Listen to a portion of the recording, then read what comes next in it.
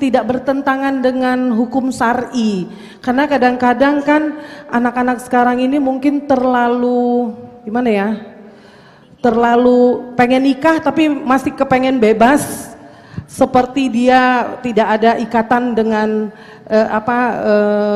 rumah tangga gitu. Jadi kadang-kadang sampai mengatur kewajiban dia sebagai istri, kewajiban suami, hak suami gitu. Kadang-kadang sampai bisa mengatur sampai demikian rupa.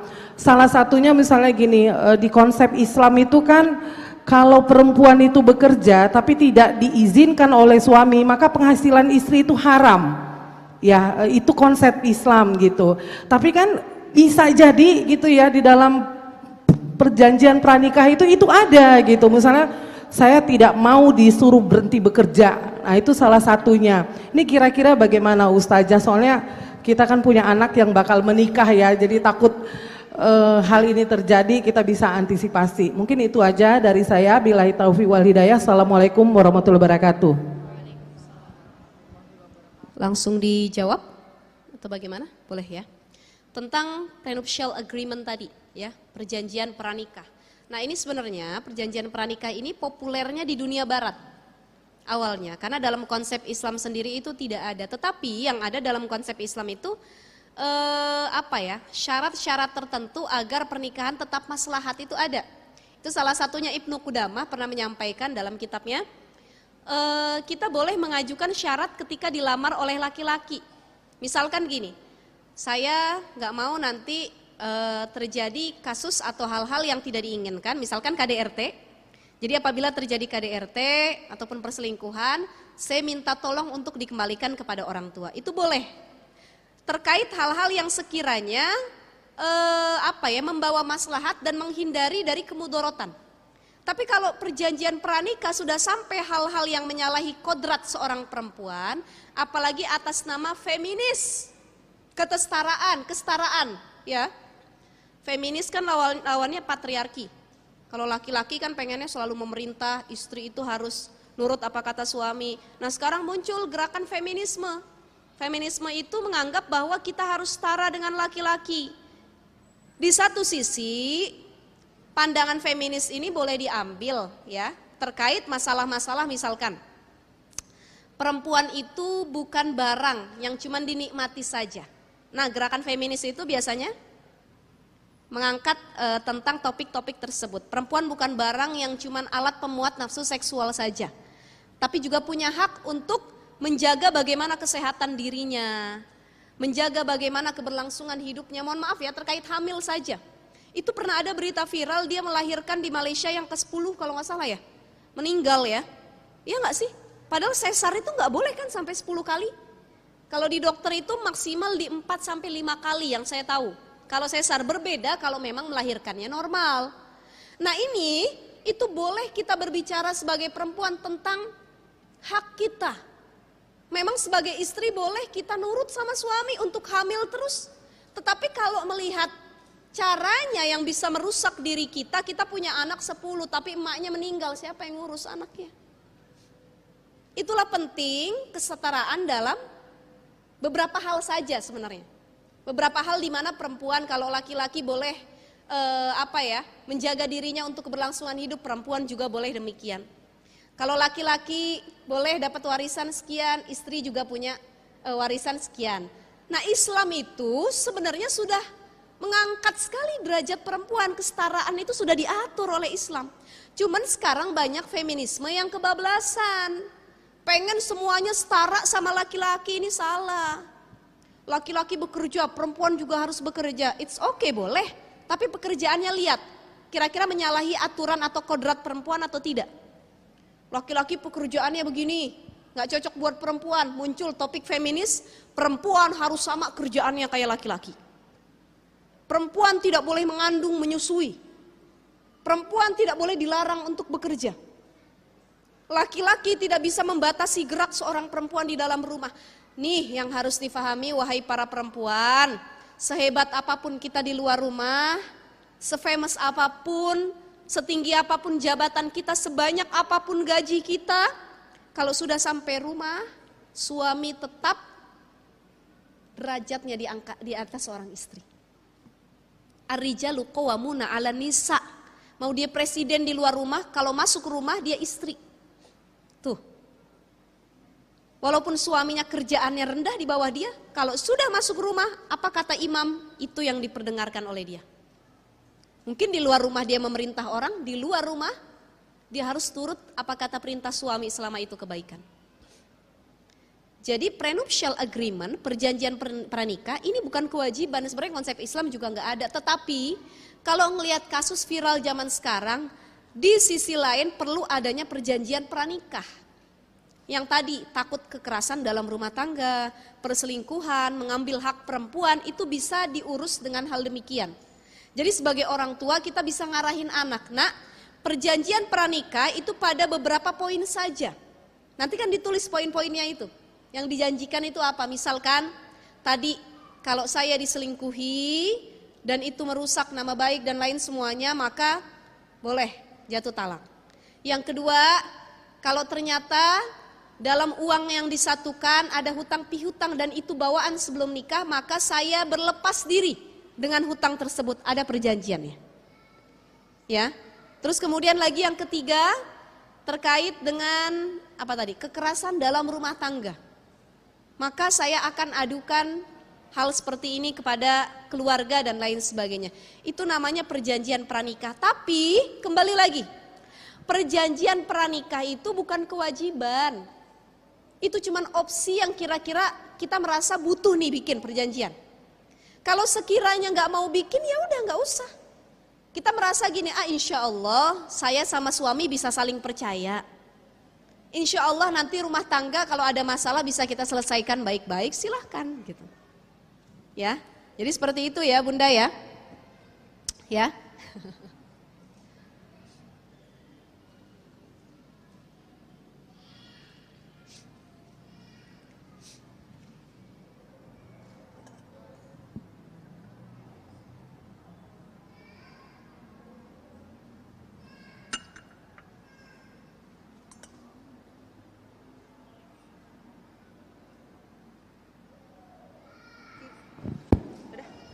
Assalamualaikum warahmatullahi wabarakatuh.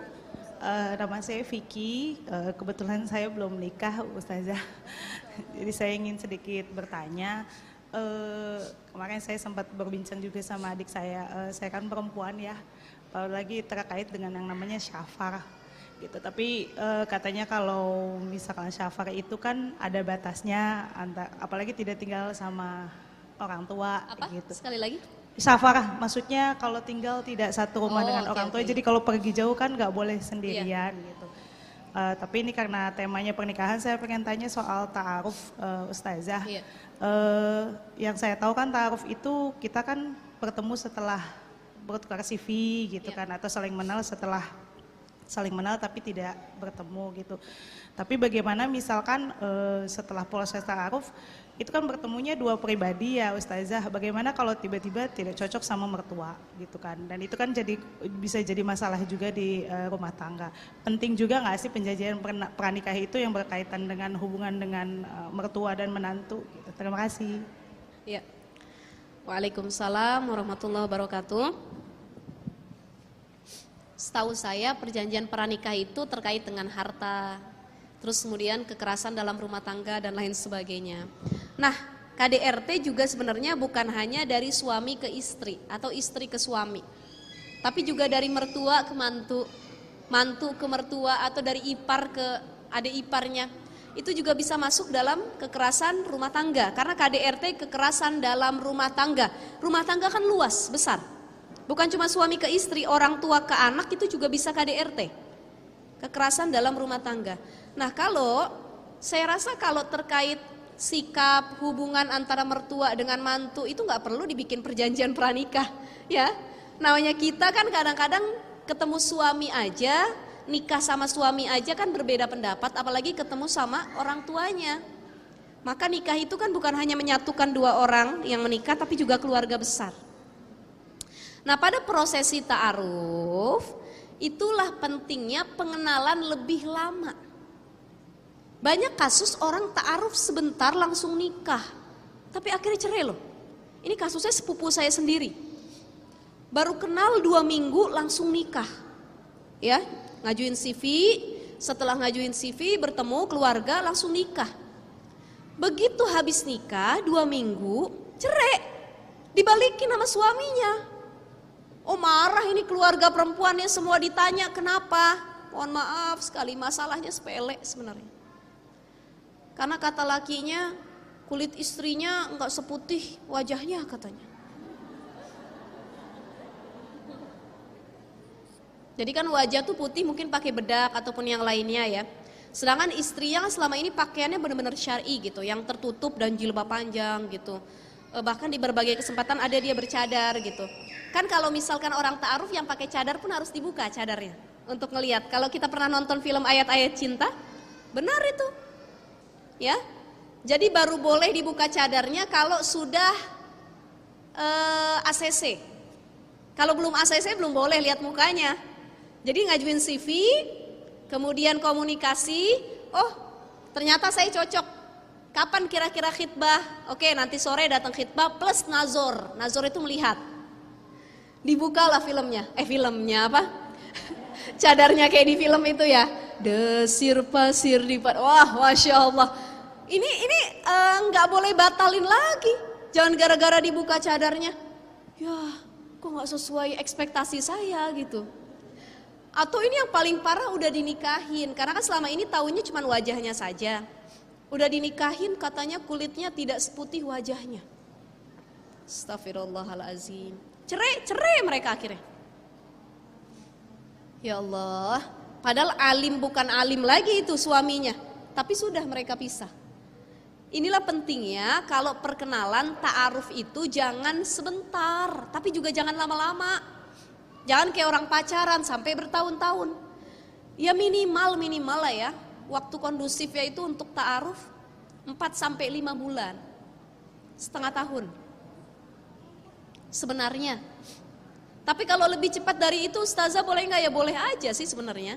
Tapi kita benar-benar kadang nggak tahu bagaimana dirinya yang sesungguhnya. Gitu kan, sebulan 2 bulan. Dalam waktu 5 bulan ini kita harus kepo sekepo-keponya. Nanya orang terdekat, nanya kawannya, bahkan ngobrol sama orang tua. Ini juga cara pendekatan sama mertua. Bu, punten, maaf, saya boleh tahu nggak lebih dalam lagi tentang si abang kayak gimananya. Ini saya ada satu kisah lagi Bu. Kepanjangan ya ceramah saya atau gimana? Ada satu kisah lagi, ini kisah nyata kawan saya sendiri. Dia nikahnya prosesi ta'aruf juga, dijodohkan. Ya, jadi perkenalan 2 minggu ketemu, suaminya datang belum khitbah, datang aja sekedar ngeliat, ketemu ngobrol. Akhirnya seminggu kemudian langsung dilamar. Ternyata setelah lamaran, kan si istri ini pengen lebih memantapkan lagi ya, karena sebulan lagi mereka menikah, waktunya cuma 1,5 bulan langsung nikah. Jadi persiapannya buru-buru. Nah dia minta pin ATM, pin password Instagram, Facebook suaminya, dikasih sama suaminya. Karena mereka merasa terbuka ya, dikasih. Istrinya takut dong, namanya baru kenal, dijodohin, dia nggak tahu track record gimana sih laki-laki ini dulu sebelumnya. Nah teman saya ini anak pondok, 6 tahun dia di pondok. Tapi dapat cowok yang memang bukan anak santri, bukan anak pondok, dia kerja di BUMN, maksudnya anak umum gitu biasa, bukan anak santri. Kan kita nggak tahu namanya kehidupan orang yang umum ya, dan dia jauh dari agama seperti apa, perlu dong lebih aware lagi, hati-hati. Akhirnya dia scroll dibuka DM Instagramnya, itu berapa tahun ke belakang, mohon maaf, suaminya pernah open BO. Lagi rame kan kasus open BO ini kan, istilah anak zaman sekarang.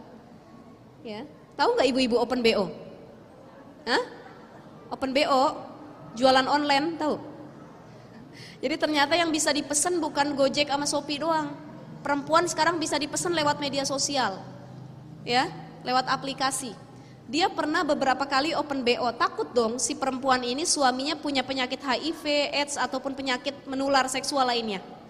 Akhirnya dia bilang sama laki-lakinya, maaf bang, boleh nggak saya minta tolong abang cek HIV dan AIDS. Itu pentingnya sebelum menikah, cek itu penting. ya, setelah cek rahim, kan rahim ini untuk mengetahui kita punya penyakit apa nih, biar nanti nggak kaget setelah menikah. Yang kedua itu cek HIV atau AIDS, apalagi di zaman sekarang kita nggak tahu laki-laki itu kalau sudah hubungan intim tuh nggak kelihatan. Beda sama perempuan kan, perempuan kalau dia pernah hubungan intim berzina dia ketahuan pasti, ada bekasnya. Kalau laki-laki nggak ada. Ternyata pernah open BO disuruh cek HIV, suaminya nggak terima, tapi suaminya nggak marah. Dan yang lebih fatalnya lagi, suaminya nyampein ke keluarganya. Gimana nih, si A minta saya cek HIV karena itu dijodohin kan sama saudaranya. Keluarganya marah, didatengin teman saya. Kata keluarganya bilang, boleh saja anak kami cek HIV AIDS, tapi kamu juga harus tes keperawanan katanya. Dia udah deg-degan ya, karena kan keperawanan itu hilang kadang-kadang bukan hanya hubungan intim saja. Perempuan olahraga berlebihan itu bisa menghilangkan keperawanan, elastisitasnya ya. Kemudian lagi gara-gara naik motor terlalu sering, ada yang bilang seperti itu. Atau ada hal-hal tertentu kecelakaan itu juga bisa menghilangkan keperawanan. Takut nih teman saya. Ya sudah akhirnya dia cek, alhamdulillah masih perawan. Si laki ngecek, alhamdulillah tidak ada penyakit juga. Ya, itu penting. Biar lebih dalam lagi pengenalannya kita tahu, karena kita berumah tangga tuh nggak sehari 2 hari, dalam waktu yang lama. Jangan sampai nanti nyesel. Makanya dalam proses ta'aruf, di proses berbulan-bulan itu sering ketemu sama mertua, sering ketemu sama orang ketiga yang wasilahin, abang-abangnya, adik-adiknya, tetehnya yang perempuan sama ibunya, itu ngobrol. Pendekatannya dari situ. Kalau mau ketemu sama si doi boleh, tapi bawa orang ketiga. Misalkan dia bawa tetehnya, atau kita bawa abang kita, ketemu sama dia bertiga boleh. Tapi kalau cuman berduaan itu bukan lagi ta'aruf, pacaran. Gitu ya. Jadi kalau terkait hubungan sama mertua, nggak usah pakai perjanjian pranikah. Kesian mertuanya puyeng nanti, ini apa ada tanda tangannya dan lain sebagainya gitu ya. Maka lebih baik nggak usah. Itu masalah internal rumah tangga yang insya Allah kalau kita bisa selesaikan dengan baik, dia akan selesai dengan sendirinya. Tuh ya. Ada lagi satu pertanyaan lagi ya. Afwan Ustazah, sepertinya nggak mencukupi, waktu kita sudah mendekati zuhur. Afwan ya ibu-ibu, pertanyaan kita cukupkan sampai di sini karena keterbatasan waktu. Kami persilahkan Ustazah untuk menyampaikan kata-kata penutup sekaligus memimpin doa bersama untuk kita hari ini, Ustazah. Alhamdulillahirrabbilalamin, kita sudah di akhir kajian kita hari ini. Mudah-mudahan bisa menambah hazanah keilmuan kita terkait pernikahan dan rumah tangga. Yang kedua bisa jadi reminder, bisa jadi muhasabah diri kita yang sudah menjadi istri, yang sudah punya pasangan ataupun yang hendak menikah. Insya Allah rumah tangga itu banyak kerikilnya, banyak ujiannya, banyak sekali jalan yang perlu ditempuh. Kuncinya cuma 2, syukur dan sabar, saling pengertian antara keduanya. Ya. Selanjutnya adalah kita semua manusia biasa. Kalau kita mencari kesempurnaan dalam diri pasangan kita, tentu dan pasti kita tidak akan temukan hal tersebut. Karena kita manusia, pasangan kita pun manusia. Bukan nabi yang tidak punya dosa sama sekali. Dia juga bukan Tuhan yang menciptakan manusia. Maka sesama manusia pasti tidak luput dari khoto' wan nisyan, kesalahan maupun kelalaian.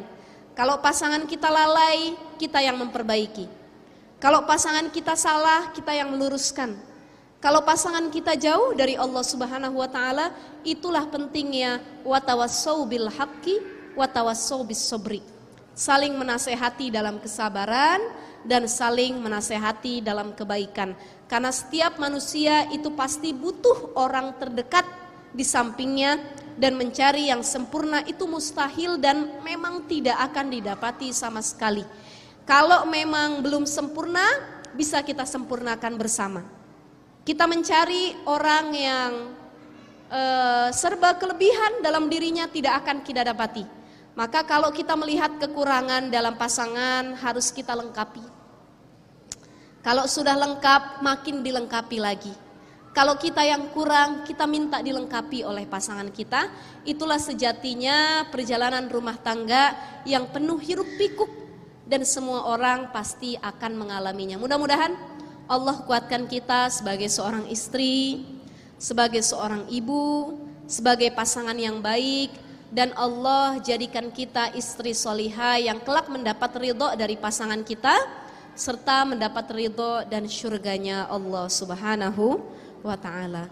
Mari sama-sama para bunda sekalian, teteh-teteh yang hadir, kita angkat kedua tangan kita mohon bermunajat kepada Allah Subhanahu wa ta'ala. Mudah-mudahan pada kajian kita kali ini menjadikan kita orang yang lebih bersyukur lagi, orang yang lebih bersabar lagi, dan orang yang senantiasa merubah diri kita ke arah yang lebih baik lagi. Astaghfirullahaladzim, astaghfirullahaladzim, astaghfirullahaladzim, wa atubu ilaih. A'udzu billahi minasy syaithanir rajim. Bismillahirrahmanirrahim. Hamdan syakirin, hamdan na'imin, hamdan yuwafi ni'amahu wa yukafihu mazidah. Ya Rabbana lakal hamdu kama yanbaghi li jalali wajhikal karim wa li'azimi sultanik. Allahumma salli ala Sayyidina Muhammad wa ala alihi Sayyidina Muhammad. Allahumma ighfir lana wa liwalidayna warhamhuma kama rabbayani saghira. ولأستاذنا ولجميع المسلمين والمسلمات والمؤمنين والمؤمنات الأحياء منهم والأموات. ربنا هب لنا من أزواجنا وذرياتنا قرة أعين واجعلنا للمتقين إماما. اللهم حسن مرادنا وحسن مقاصدنا وثبت إيماننا وطهر قلوبنا وصحي أجسادنا وكثر أرزاقنا بجاه سيدنا محمد صلى الله عليه وسلم وببركة الوالدين وببركة الوالدين وببركة الوالدين.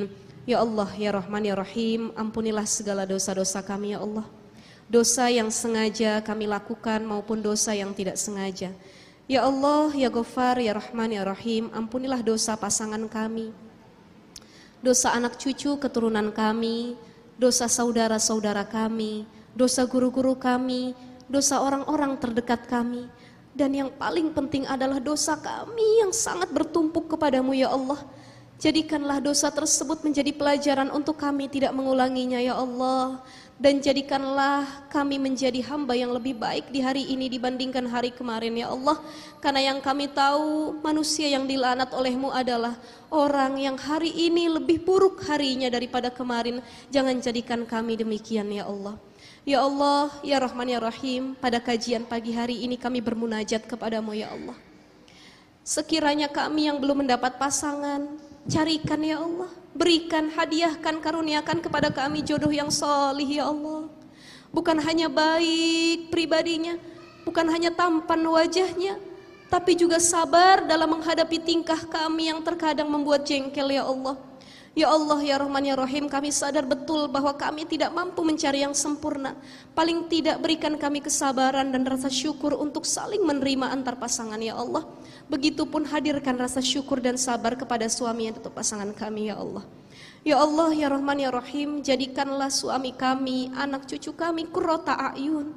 Bukan hanya enak dipandang mata kami, tapi juga menyejukkan hati kami ya Allah. Sekiranya terjadi pertengkaran dalam rumah tangga, kuatkan kami ya Allah.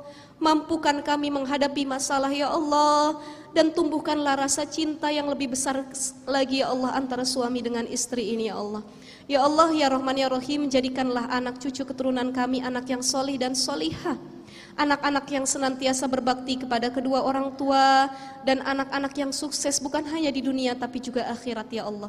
Ya Allah, ya Rahman, ya Rahim, kumpulkanlah kami di syurga nanti ya Allah, sebagaimana Engkau kumpulkan kami di Masjid An-Nabawi pada pagi hari ini ya Allah. Andai kata di antara kami ada yang masuk syurga dan sebagian lagi masuk neraka ya Allah, dengan karunia dan rahmat-Mu tariklah kami ya Allah untuk bisa masuk surga bersama-sama. Karena pada pagi hari ini menjadi saksi untuk kami bahwa kami belajar bersama ya Allah. Kami menuntut ilmu bersama ya Allah. Kami bertekad untuk memperbaiki diri kami bersama-sama. Jangan Engkau berikan sebagian dari kami itu tempat kami neraka ya Allah, tapi kumpulkanlah kami, mudahkanlah kami untuk saling bersapa nanti kelak di surga-Mu ya Allah. Begitupun ya Allah, kumpulkan kami dengan suami kami, orang tua kami, anak cucu keturunan kami, dan saudara-saudara kami. Bukan hanya berkumpul makan di rumah kami, bukan hanya berkumpul menonton TV bersama, bukan hanya berkumpul untuk healing bersama, tapi kelak healing terbaik kami ya Allah adalah berkumpul di surga-Mu ya Allah.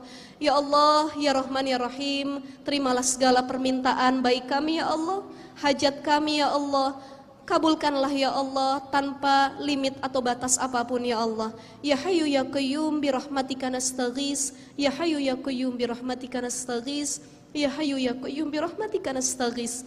Ya Mughisu aghisna, ya Mughisu aghisna, ya Mughisu aghisna faghfir lana dzunubana. Rabbana atina min ladunka rahmatan wa hayyi lana min amrina rasyada. Rabbana atina fid dunya hasanah wa fil akhirati hasanatan wa qina adzabannar. Bifadlika subhana rabbika rabbil izzati amma yasifun wa salamun alal mursalin walhamdulillahi rabbil alamin. Al-Fatihah. A'udzu billahi minasy syaithanir rajim. Bismillahirrahmanir rahim. Alhamdulillahi rabbil alamin. Arrahmanir rahim. Maliki yaumiddin. Iyyaka na'budu wa iyyaka nasta'in. Ihdinas siratal mustaqim. Siratal ladzina an'amta 'alaihim ghairil maghdubi 'alaihim waladdallin. Rabbana ighfir lana wa liwalidayna amin. Kurang lebihnya mohon maaf. Mudah-mudahan insyaallah panjang umur sampai ke bulan Ramadan semuanya. Insyaallah kalau Allah berkenan kita silaturahim di lain waktu ya. Mudah-mudahan. Billahi taufik wal hidayah. Wassalamualaikum warahmatullahi wabarakatuh. Waalaikumsalam warahmatullahi wabarakatuh.